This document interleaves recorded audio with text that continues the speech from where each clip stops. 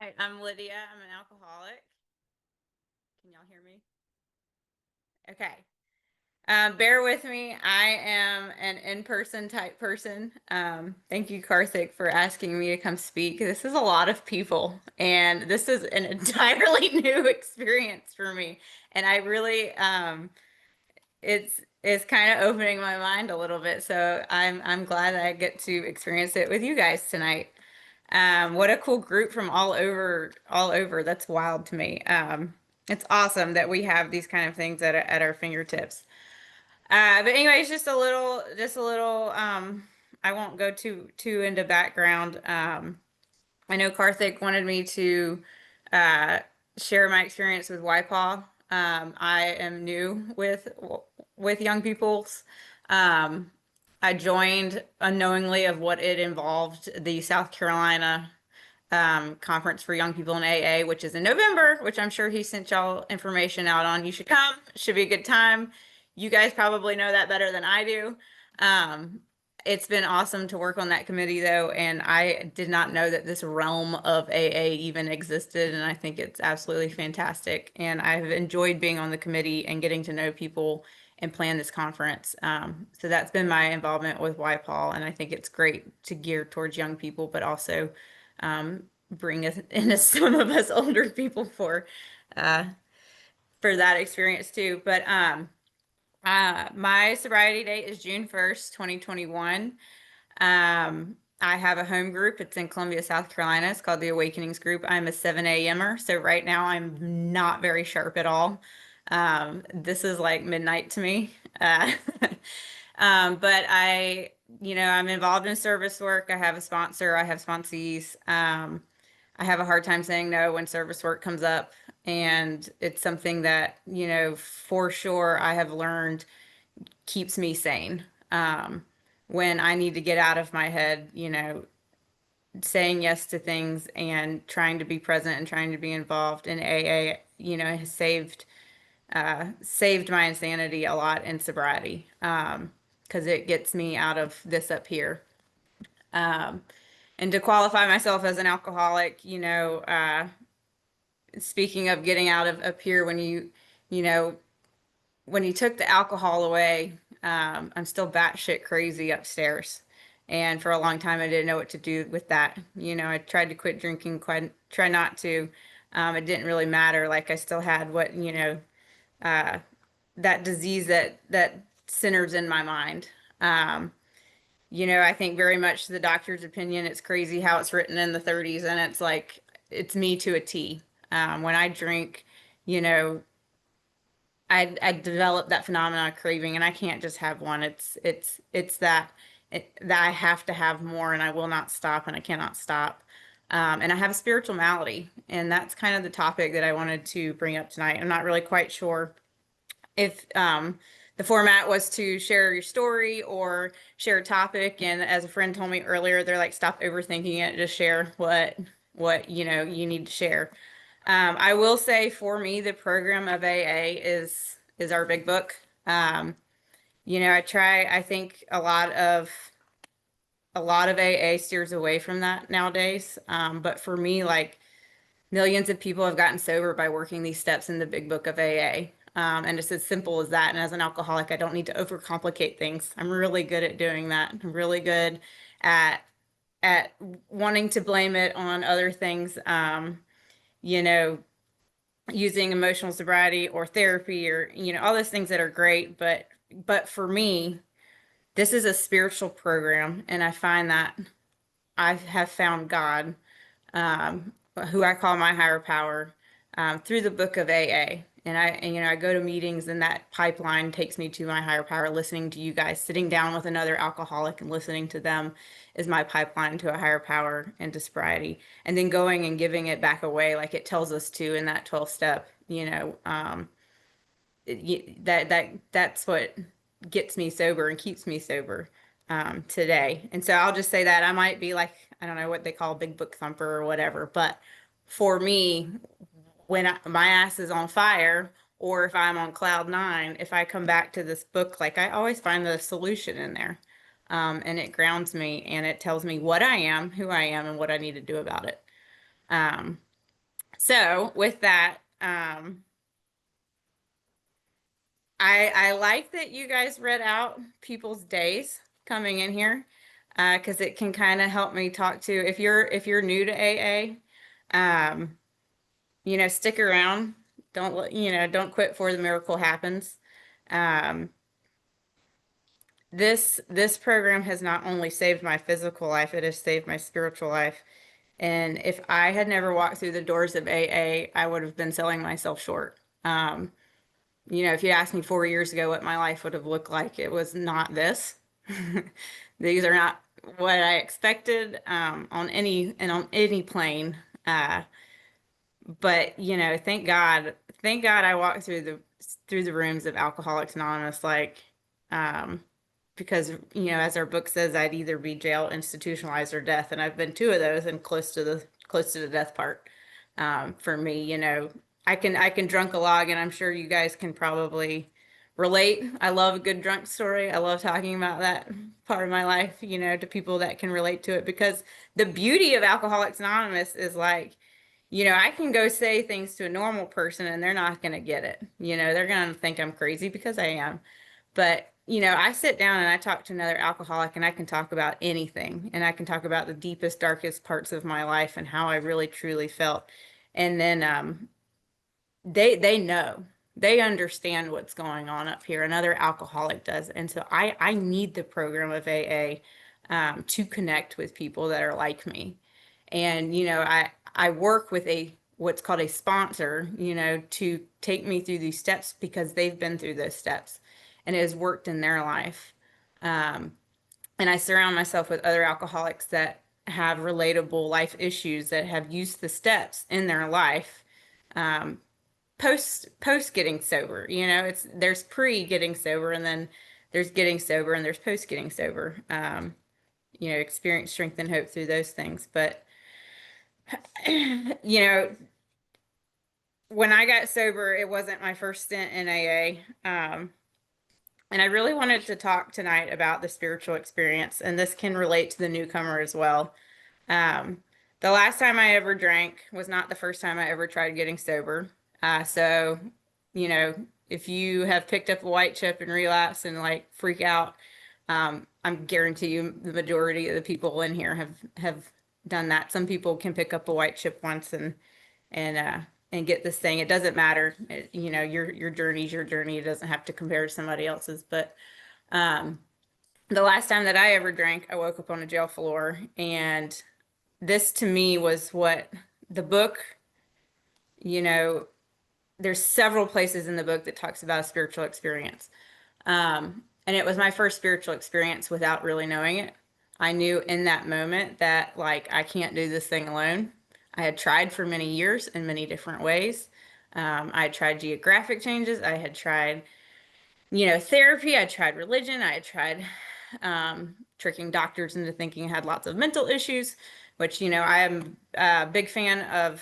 If, you know, you take care of what you got to take care of. But for me, I went through my whole journey with mental illness, and, um, I blamed all those things on that. But this was the first time that I was like, I have, I'm going to die or I'm going to kill somebody else, if I don't do something about this.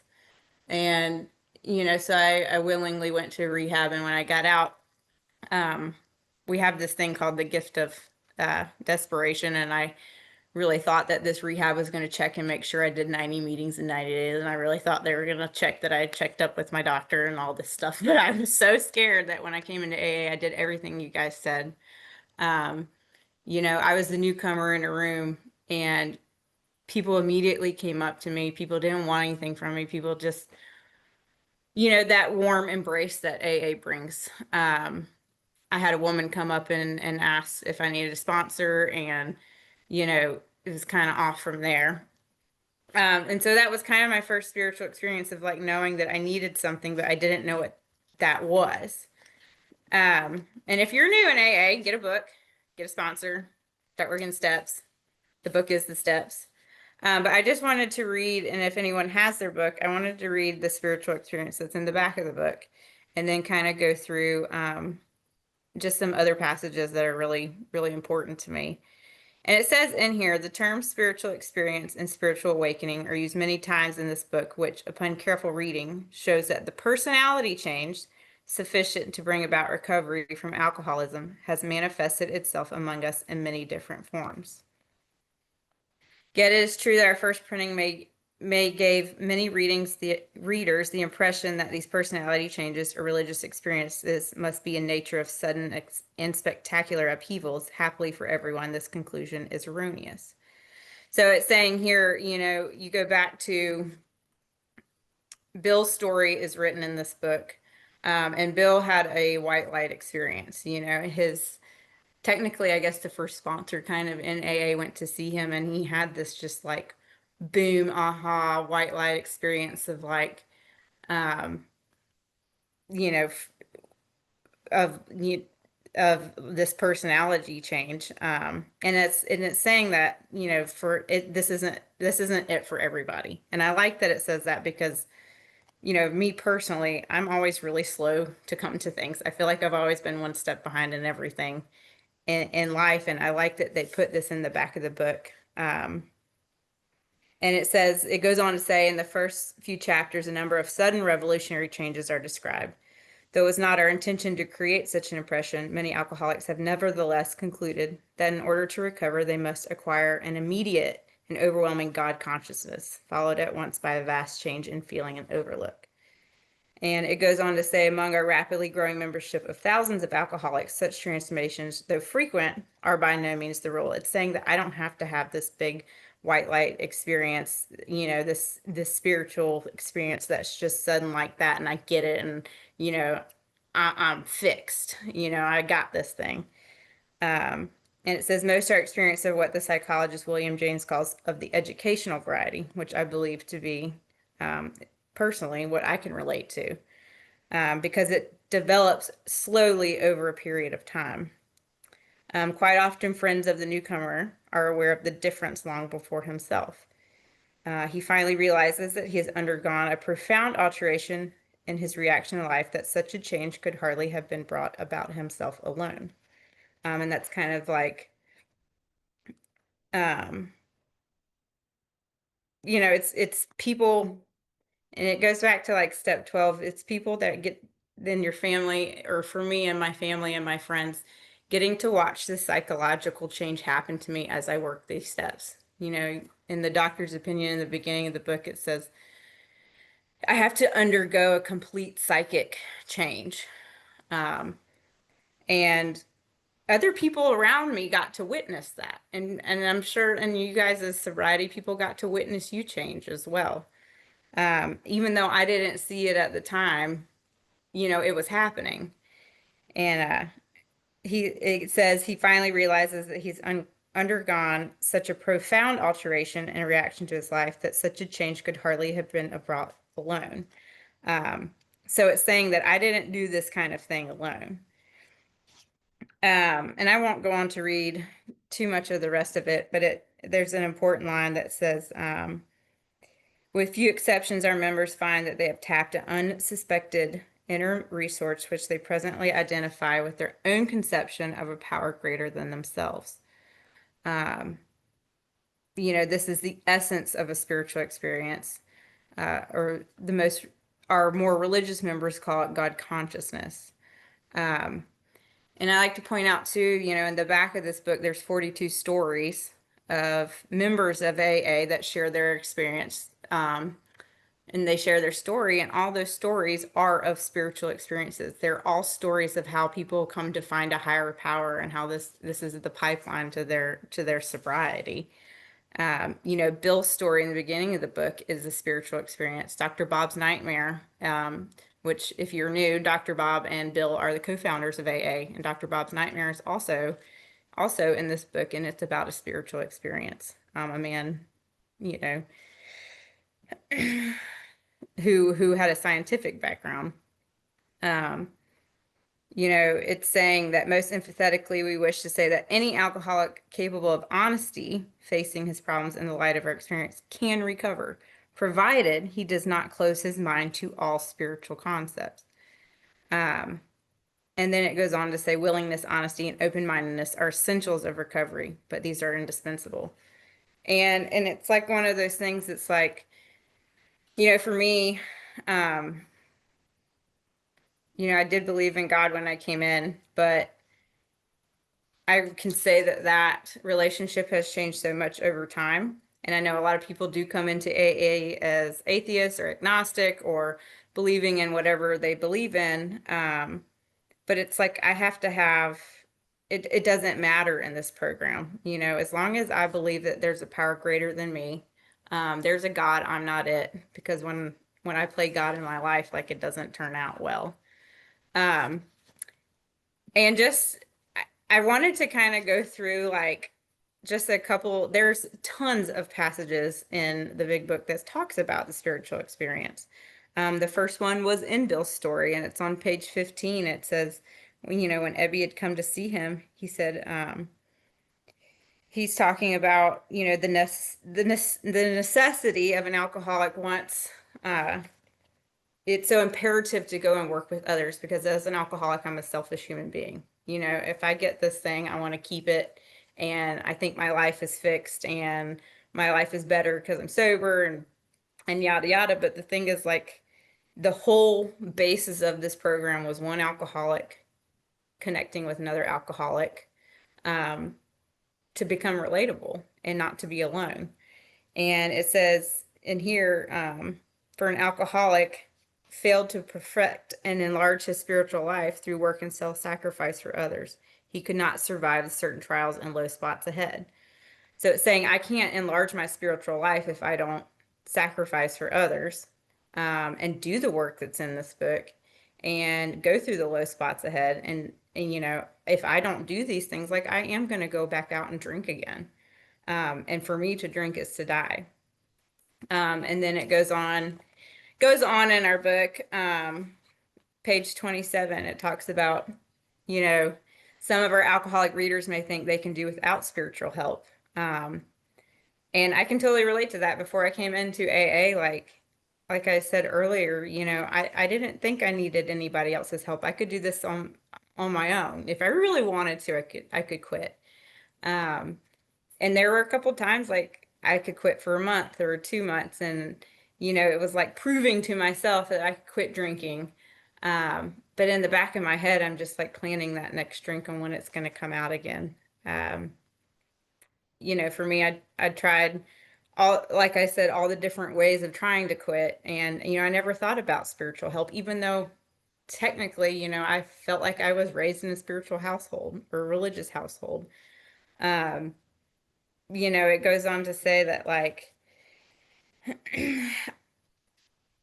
it says later in that page, they appeared to be in the nature of huge emotional displacements and rearrangements. Ideas, emotions, and attitudes, which were once the guiding forces of the lives of these men, are suddenly cast to one side, and a completely new set of conceptions and motives begin to dominate them.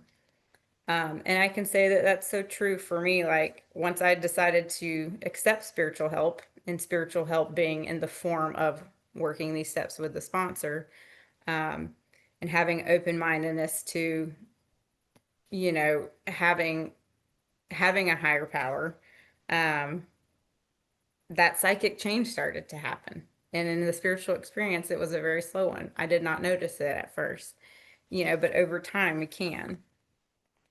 It goes on to say again about a spiritual experience in the beginning of We Agnostics, which is step 2. It's kind of funny, that first paragraph. It's like, we've told you about alcoholism so far in this book. You have the distinction between what an alcoholic is and what a non-alcoholic is. So if you're wondering if you're an alcoholic, just go read, the first 43 pages of the big book, and I think you can figure out pretty quickly if you're an alcoholic or not, if you relate to it. Um, and it's saying, if you cannot quit entirely, or if when drinking you have little control over the amount you take, you're probably alcoholic. It's saying, if you relate to this, keep reading, keep doing it. Um, and if that be the case, you're suffering from an illness which only a spiritual experience will conquer. So again, it talks about, like, I have to have the spiritual experience. Uh, you know, to recover. Um, and so we go on to page 47. We're still in we agnostics, and it, is that my cue? Time's up. Okay, well, that's the topic, spiritual experience. So hit it.